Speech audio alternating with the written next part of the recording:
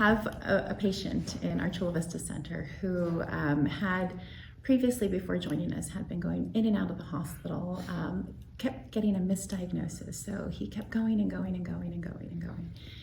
And he ended up in a wheelchair, unable to feed himself, had family support, but just couldn't get the right care now.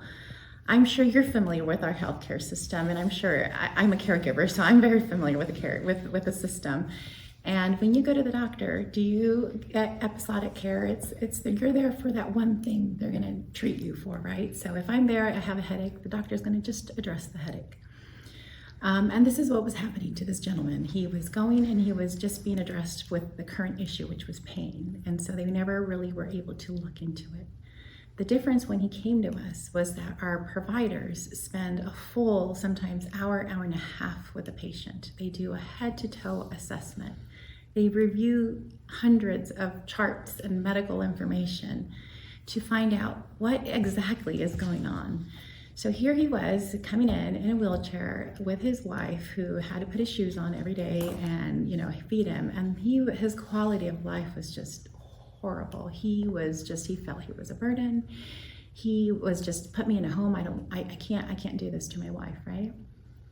And our doctors got in there, our whole team got in there, our rehab team, our dietitians, our social workers, they got in there. And after about 6 months or so, they determined, because he was getting diagnosed with gout, it was always gout. And he's like, no, this isn't gout. So we changed his diet, everything was changed, and it still was happening.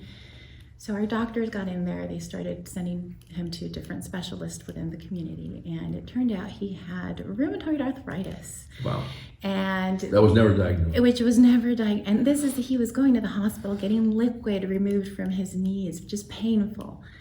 So after a few months of, when you have rheumatoid arthritis, they have to look at the right kind of dosage of medications. So they went through, they got him on the right dose, and they helped work him back up because he was in a wheelchair for a while, so he was weak, worked him back up, was able to walk again, was able to feed himself again. And so when he comes to center and you talk with him, he now is gardening. Wow. He loves his chickens and runs around with his chickens.